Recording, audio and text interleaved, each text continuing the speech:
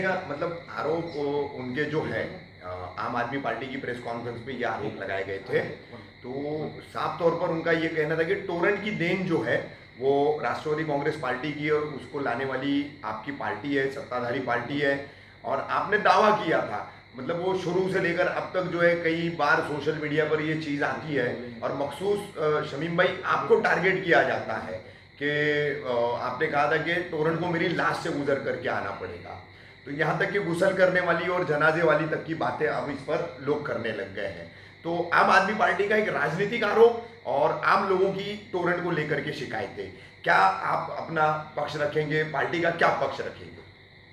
मैं सबसे पहले अपने तमाम पत्रकार भाइयों का शुक्रिया अदा करता हूं कि जो मुझ पे इल्ज़ाम लगाए गए थे या मेरी पार्टी पे या हमारे नेता पे, आप लोगों ने मुझे मेरी बातों को रखने का मौका दिया। रफ़ीक आमदार साहब और आप तमाम पत्रकार भाइयों को मैं शुक्रिया अदा करता हूं।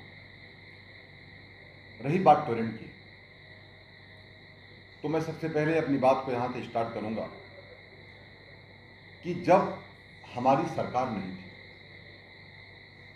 तब टोरेंट को बीजेपी सरकार ने हम पे थोप दिया। हाँ, हमने वादा किया था, हाँ हमारे मिनिस्टर साहब ने वादा किया था कि हम शहर में टोरेंट को नहीं आने देंगे। लेकिन जो लोग आज ये बात कह रहे हैं, मैं उन्हें कहना चाहता हूं कि आप जानते हो ये टोरेंट किसकी है? ये टोरेंट आपकी पार्टी की छुपी हुई उस पार्टी की है जिस पार्टी का आप छुप करके आपके नेता सपोर्ट करते हैं, उसका नाम बीजेपी। चाहे बिहार का इलेक्शन हो, चाहे अब यूपी में जाकर के हंगामा कर रहे हो, तो भाई साहब मैं बताना चाहता हूं आपसे कि ये टोरेंट आपकी मिलीजुली सरकार में से एक सरकार ने ला करके हमारे सर पे थोप दिया था। हमने और हमारे मिनिस्टर साहब ने, शानू भाई ने, हमारे साथियों ने जाकर के हम लोगों ने इसके बारे में नागपुर के अधिवेशन में मंत्री जी को बोल करके, तब वो मिनिस्टर नहीं थे, एमएलए थे, हमने बोल करके वहां पे कई बार उन्होंने हाउस में आवाज उठाई। हम लोगों ने जाकर के ऊर्जा मंत्री से मुलाकात किया, लेकिन तकरीबन 20 या 22 साल का कॉन्ट्रैक्ट बीजेपी सरकार ने मुमरा के लिए, कलवा के लिए, दिवा के लिए थोप के चली गई थी। अब आप कहेंगे आपकी सरकार आई तो उसको आप रद्द करा दीजिए, ये भी आपका एक सवाल है। अच्छा सवाल, मैं आपको इस पर भी जवाब देता हूं।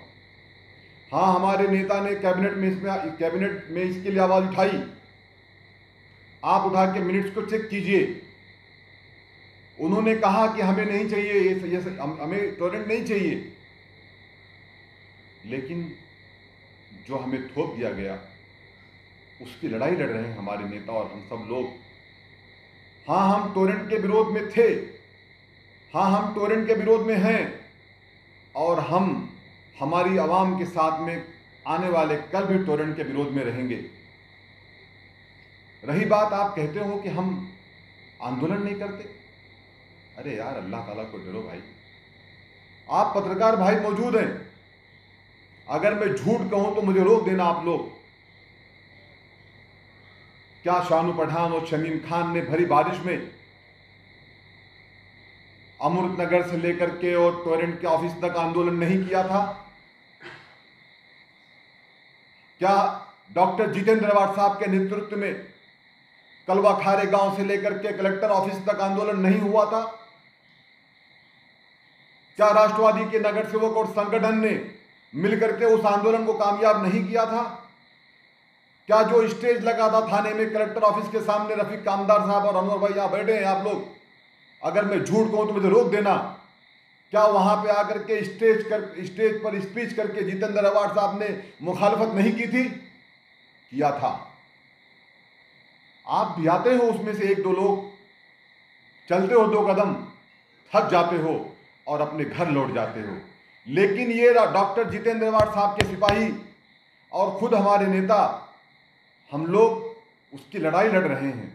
हम टोरेंट से खुश नहीं हैं, हम टोरेंट के विरोध में आज भी हैं, लेकिन कॉन्ट्रैक्ट के ऊपर जो जो गवर्नमेंट ने पास करके चली गई, उसके लिए हम लोग हमारी तरफ से लड़ाई लड़ रहे हैं और इसको रिटर्न भेजेंगे इंशाल्लाह ताला। ये भी मीडिया के माध्यम से वादा करते हैं। कहते हो शमीम खान ने कहा था कि हमारे लाश से टोरेंट गुजरेगी।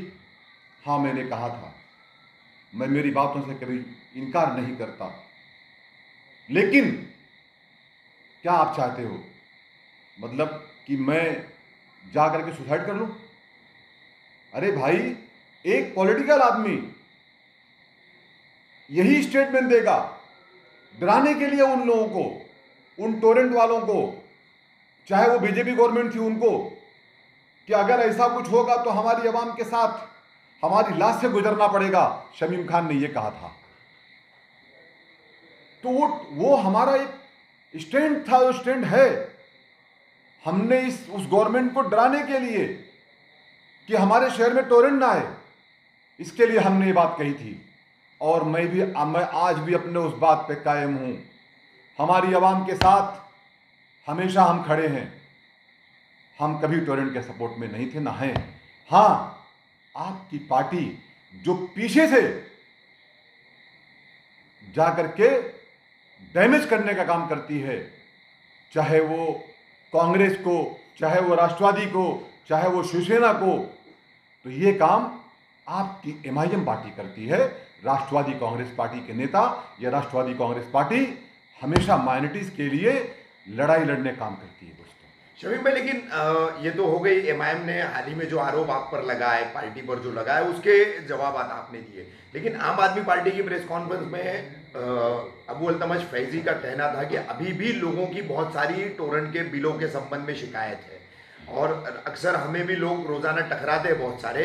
तो बीच में आप लोगों ने आंदोलन के बाद जो है टोरेंट के वरिष्ठ अधिकारियों से बात की थी और उसमें कुछ सुधार लाने की बात हुई थी, लेकिन उस पर अभी तक पूरी तरीके से अमल नजर नहीं आ रहा है, लोगों को राहत नहीं मिली है। रफीक कामदार साहब, मैं आपको वो ऑर्डर दिखाना चाहता हूं आपके माध्यम से, और पहले बताना चाहता हूं, फिर ऑर्डर भी दिखाता हूं। कामदार साहब, हमारे नेता डॉक्टर जितेंद्र अवाड साहब ने ऊर्जा मंत्री जी से बात किया था। देखिए, जो बिल की बात है टोरेंट की कि ज़्यादा आ गई है, मैं मानता हूं, उस पर इंटरेस्ट पे इंटरेस्ट आ रहे हैं ना। तो इंटरेस्ट पे इंटरेस्ट आ रहे हैं, लोगों के मीटर को डिस्क्रेडिट कर दिया जा रहा है। इसके लिए मिनिस्टर साहब ने ऊर्जा मंत्री से ये बात किया कि एक पीडी की स्कीम लाई जाए। जो कि पीडी की स्कीम आ गई, उसके लिए आवाज़ मिनिस्टर साहब ने लेटर दिया था। मैं आपके माध्यम से ये भी दिखा दूं, वरना ये कहेंगे कि हैदराबाद से आ गया था वो लेटर। कहने में क्या लगता है इनको 2 ही मिनट लगता है कहने के लिए। तो मैं आपको बताना चाहता हूं आपके माध्यम से कि देखिए, ये लेटर डॉक्टर जितेंद्र अवाड साहब का लेटर है। डॉक्टर जितेंद्र अवाड साहब ने, मैं आपको बताता हूं डेट के साथ, 15/1/2021 को मिनिस्टर साहब ने ये लेटर किसको दिया है? मिनिस्टर साहब ने ये लेटर दिया है मिस्टर विजय सिंघल, मिस्टर विजय सिंघल। आप दिखा दीजिए आपके कैमरे के माध्यम से, वरना ये बोलेंगे कि इनके कायद हैदराबाद से लेटर भेज दिए थे। और विजय सिंघल साहब ने ये लेटर दिया है, वो मंत्री जी ने उनको लेटर दिया है, जो कि चेयरमैन है, ये मतलब एमडी है, एमडी। और उसके बाद उनका ये लेटर का जवाब आया है। उनका लेटर का जवाब 26/8/2021 को आया है। आप दिखा सकते हैं कैमरे के माध्यम से आपको। और इसमें पीडी की जो स्कीम है, वो स्कीम के तहत उन्होंने 31 दिसंबर तक का टाइमिंग दिया है। हम बताना चाहते हैं आपके माध्यम से, ये भी नहीं जानते हैं, लाइव पे आ जाते हैं कि पीडी क्या है। अरे मेरे भाई, कभी पूछ लिया करो मुझे कांटेक्ट करके, अलग अलग पार्टी है तो क्या हुआ, लेकिन मैं समझा दूंगा आपको। समझ तो सकते हो ना मुझसे, समझ लिया करो कभी कभी ऐसा है। ठीक है, आप चंद दिनों के नगर, आप कुछ दिनों के पहले नगर सेवक बनाए गए हैं, बने हैं, ठीक है, आपका हक है, आप अपोजिशन में हैं, हमारे लिए बात कर सकते हैं, आपका खैर मकदम है, और आपका जवाब भी हाजिर है शमीम खान के पास। भाई, पीडी का मतलब यह है कि जो MSEDCL ने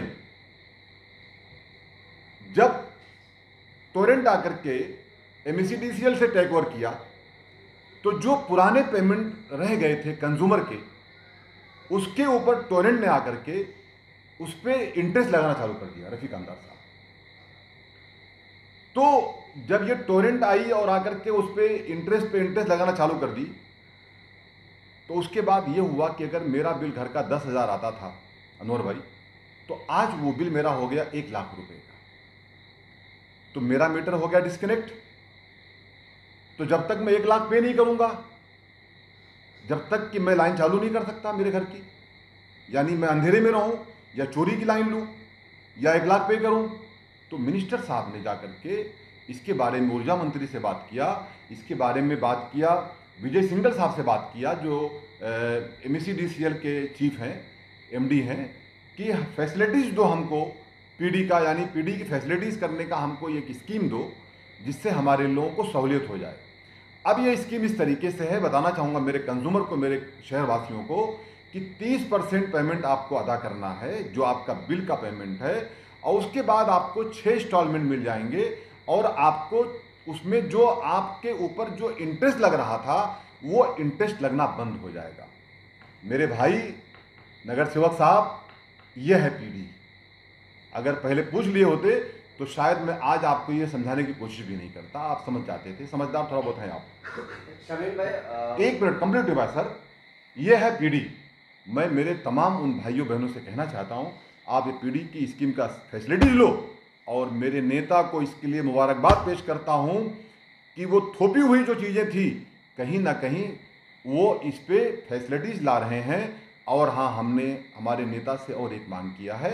हमारे नेता ने इसके बारे में अजीत दादा पवार साहब से, हमारे नेता ने इसके बारे में ऊर्जा मंत्री से बात किया है कि जो फर्स्ट वेव में, जो लॉकडाउन में जो अपने मनमानी से, यानी मैं कहूँ तो टोरेंट कंपनी ने या पूरे महाराष्ट्र में यानी ऑन एवरेज बिल भेज दी, तो उसको माफ़ करने के लिए हमने उनसे विनती किया है। मैं उम्मीद करता हूँ मेरे नेता इतने सक्षम हैं इंशाअल्लाह ताला कि हमारे डिप्टी CM अजीत दादा पवार साहब से और ऊर्जा मंत्री जी से बात करके इंशाअल्लाह ताला ये स्कीम भी बहुत जल्द लाएंगे। तब ये मत कहना कि ये भी इनका एक नाटक है। बोलिए। शमीम भाई, अबू समद फैजी ने जो है कहा था कि जो बस स्टॉप है उस पे जो बैनर लगाए गए हैं वो दरअसल इलीगल बैनर लगाए गए। क्या आपके पास TMC से आपने परमिशन लिया था बैनर लगाने के लिए? अगर नहीं है, आप उसका जवाब नहीं देंगे तो वो जो है कहा था कि कुछ दिनों में बैनर खुद फाड़ देंगे। चाचा, बुजुर्ग चाचा, मैं बताना चाहता हूँ आपसे, ये है आपके नेता केजरीवाल जी।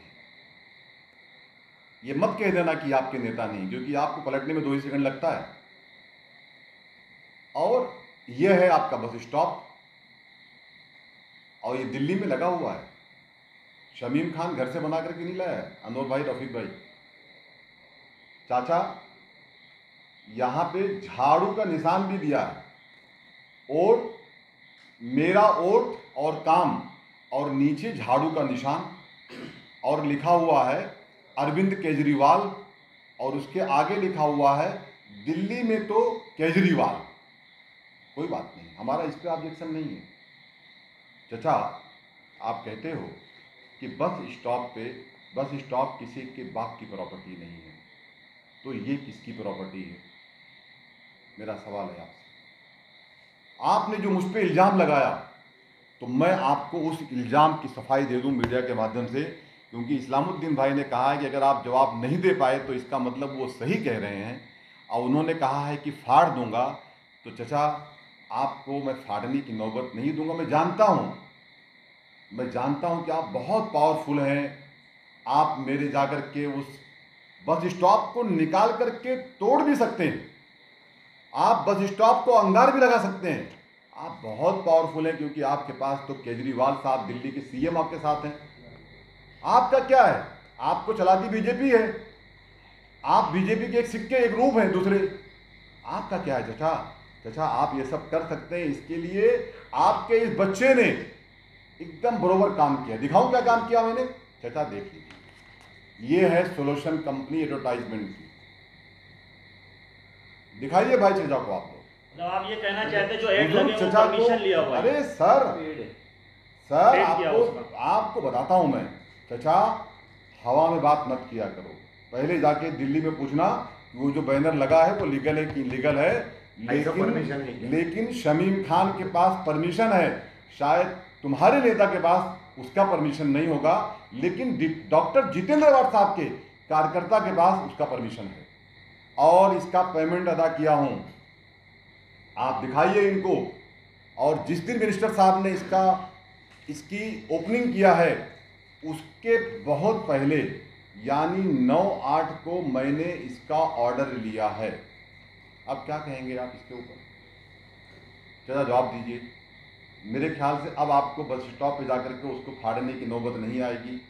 इसका ऑफिशियल पेमेंट पे किया जा चुका है, एलईडी बस स्टॉप लगाने का। अब रही बात बस स्टॉप की, तो चाचा आपने एक सवाल नहीं किया मुझसे। अरे ये भी कह देते कि शमीम भाई ने अच्छा काम किया है, मुमरा शहर में बस स्टॉप नहीं था शेड का, वो भी लगा दिया है। शमीम भाई, मैं यहाँ रोक करके है ना, एक बहुत गंभीर बात जो है उस दिन पत्रकार परिषद में अबू अल्तमश फैजी ने कही थी, है ना इस्लामुद्दीन भाई, आपको राष्ट्रवादी के तमाम नगर सेवकों को, आपके विद्यमान जो विधायक हैं, नेता, गृह निर्माण मंत्री जितेंद्र अवार्ड, इन सभी को उन्होंने देशद्रोही की संज्ञा दी थी, देशद्रोही कहा था। वो इसलिए कहा था कि जो एलईडी लगा हुआ है, उस एलईडी में आप लोगों ने स्वतंत्रता सेनानियों की तस्वीरें आप दिखा रहे हैं और साथ में अपनी तस्वीरें दिखा रहे हैं, और उनका आरोप है कि आप लोग सब भ्रष्टाचार करते हो, इसलिए आप देशद्रोही हो, और देशद्रोही की तस्वीरें स्वतंत्रता सेनानियों के साथ में नहीं दिखाई जानी चाहिए। ये एक बड़ा गंभीर है, घासवाला के पास। सबसे पहले तो मैं उनकी इस बात पे निंदा करता हूँ। मुझे उम्मीद नहीं थी कि आदमी राजनीति में गिरता तो जरूर है, लेकिन इस हद तक गिर जाएगा कि अपने शहर के इन बच्चों को, जो सुबह से लेकर के शाम रात 24 घंटा डॉक्टर जितेंद्र अवार्ड साहब, सैयद अली अशरफ भाई साहब, आनंद राकेश साहब के नेतृत्व में अपनी आवाम की खिदमत करते हैं, उन्हें देशद्रोही का नाम देते हैं। चाचा, बताना चाहूँगा आपसे मैं कि मेरे एडवोकेट ने उसकी तैयारी कर ली है। इंशाअल्लाह ताला आपसे मैं इसका जवाब कोर्ट में लूँगा कि देशद्रोही कौन है। आपने मुझ पे और शानू पठान पे ये इल्ज़ाम लगाया हमारे नेता पे, इसका जवाब तो मैं कोर्ट में लूँगा आपसे। मेरा काम चालू है उसके ऊपर, आपसे मैं टेक्निकल तरीके से इसका जवाब लूँगा, और मांग करूँगा मैं डिपार्टमेंट से, पुलिस डिपार्टमेंट से, कि मेरी अर्जी के ऊपर, शानू पठान की अर्जी के ऊपर, अगर इन्होंने हमें देशद्रोही कहा है तो इनके ऊपर दफा लगाई जाए और इनके ऊपर केस दर्ज किया जाए।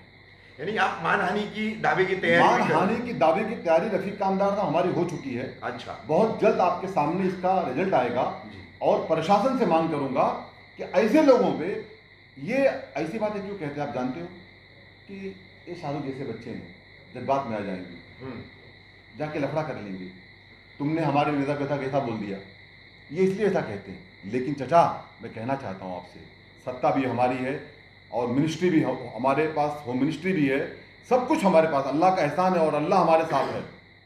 लेकिन उसके बाद भी मैं कहना चाहता हूँ कि राष्ट्रवादी कांग्रेस पार्टी के परिवार को उनके मुखिया डॉक्टर जितेंद्र अवार्ड साहब ने आदेश दिया है कि अपने बड़ों का रिस्पेक्ट करो, और आपको किसी से लड़ाई लड़ने की ज़रूरत नहीं है।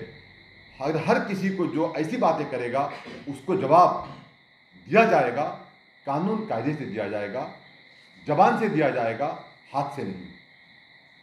और एक बात मैं कहना चाहता हूँ, एक जो नगर सेवक साहब ने इल्ज़ाम लगाया है, एक मेरा उनसे सवाल था, अनवर भाई, मेरा उनसे एक सवाल था, अरे भाई बार बार कहते हो कि कुछ विकास नहीं हुआ, विकास नहीं हुआ। अरे भैया, आप क्यों भूल गए उस मुबारकबाग हॉल के अंदर आप तमाम पत्रकार भाइयों के सामने एक प्रेस कॉन्फ्रेंस हुई थी, जिसमें कहा गया था कि 1 रुपया लीटर फिल्टर पानी का, 1 रुपये से, यानी फिल्टर पानी जो है वो अलमास कॉलोनी के अंदर एक प्लांट लगाया जाएगा, उस प्लांट के अंदर से सब तक पानी पहुंचाया जाएगा 1 रुपया लीटर के हिसाब से। तो कहाँ गया वो प्लांट आपका? क्या बन रहा है अभी हैदराबाद में बाबू, या मशीन तैयार हो रही है उसकी? मीडिया के माध्यम से कोई आपके अध्यक्ष थे, मैं उनका तो नाम भी नहीं जानता, शायद आए थे और चले भी गए समाजवादी पार्टी में, तो उन्होंने ऐसा एक इंटरव्यू दिया था। तो ये विकास कहाँ गया आपका? और आप कहते हो, और आप उसमें मौजूद थे उस प्रेस कॉन्फ्रेंस के अंदर, इससे आप इनकार भी नहीं कर सकते। लेकिन बाबू, हम बताना चाहते हैं आपको, अलमास कॉलोनी के अंदर हमारे अपोजिशन लीडर शानू पठान जी, अशरीन दाऊद साहबा, शाकिर शेख और जो भी हमारे वहाँ के मुकामी नगर सेवक हैं, इन लोगों ने मिल करके हमारे नेता डॉक्टर जितेंद्र अवार्ड साहब से बात करके वहाँ पे जो है सम पंप लगा दिया है। शायद आपको मालूम नहीं होगा, अगर मालूम नहीं होगा तो जाकर के देख लेना, ओफा पार्क में एक तरफ कहीं पे लगा हुआ है बाबू, उसकी ओपनिंग भी मंत्री जी ने कर दिया है। तो जरा देख लिया करो और खुद की भी तैयारी कर लिया करो। जरा ये लाइव आने का बहुत शौक है आपको, आना चाहिए लाइव आपको, मैं उसके लिए इनकार नहीं करता हूँ। अपोजिशन भी रहना चाहिए, उससे भी इनकार नहीं करता हूँ। रही बात आप जो कहते हैं कि आवाम इनको इलेक्शन में दिखाएगी, अरे भाई, आप इसके पहले भी मैंने कभी मेरे इंटरव्यू के अंदर कहा था, क्या दिखाओगे आप? आपके कोई एक प्रेसिडेंट जिसको आप मानते हैं, 6 महीने बाद शायद, जहाँ तक मैं टेक्निकल जाता हूँ नूर भाई, कि अगर मैं शमीम खान पार्टी प्रेसिडेंट हूँ, अगर 6 महीना में शहर बदल हो जाऊँ तो शायद मेरी पोस्ट ऑटोमेटिक ख़त्म हो जाती है। तो आपके पास तो शहर में प्रेसिडेंट भी नहीं है, आपके पास तो कोई वर्कर्स ही नहीं है, जो कोई आता है आप बोलते हो पोस्ट ही पे नहीं है। तो मैं आपसे कहना चाहता हूँ कि पहले कुछ जरा 4 से 10 लोगों को लेके संगठन बना लो, उसके बाद ये बात करो यार। जो काम डॉक्टर जितेंद्र अवार्ड साहब ने किया, वो शायद महाराष्ट्र का जो विकास की आप बात करते हो, गिनाऊंगा तो 1 घंटा जाएगा। अल्लाह का एहसान है, सब कुछ मंत्री जी ने किया और हमारे नगर सेवकों ने किया। रही बात को एक आध गटर नाला आप भी बना दिए होंगे, मैं उससे इनकार नहीं करता हूँ, नगर सेवक है तो उससे मैं इनकार नहीं करता हूँ, काम करना चाहिए, आपका भी अखलाकी फरीजा बनता है। लेकिन अगर बार बार कहते हो शमीम खान, अच्छी बात है, लेकिन आपका नाम जो भी है, खैर मैं तो शालम भाई आपका नाम शायद है मेरे ख्याल से, शालम भाई आपको मैं कहना चाहता हूँ कि सबसे पहले आप जो बातें दावा करते हो कि सब खत्म हो गया, सब लुट गया, अरे खत्म कुछ भी नहीं हुआ, अल्लाह का एहसान है। जिसके साथ वो रब है, उसके साथ ये अवाम है, और इंशाअल्लाह ताला अवाम ही बताएगी आपको कि काम किसने किया है और काम किसने नहीं किया है। आने वाले वक्त का इंतज़ार करो, इंशाअल्लाह ताला 2022 में आपको बताएंगे कि राष्ट्रवादी कांग्रेस पार्टी के नेता और राष्ट्रवादी कांग्रेस पार्टी के नगर सेवक और संगठन ने शहर में क्या विकास किया है। इसका 2022 का आप इंतज़ार करना। जैसे हम लोगों ने एमएलए इलेक्शन 2019 में कहा था, उस तरीके से इंशाअल्लाह ताला आपको 2022 में भी बताएंगे बाबू, आप 2022 का इंतज़ार कीजिएगा। Thank you.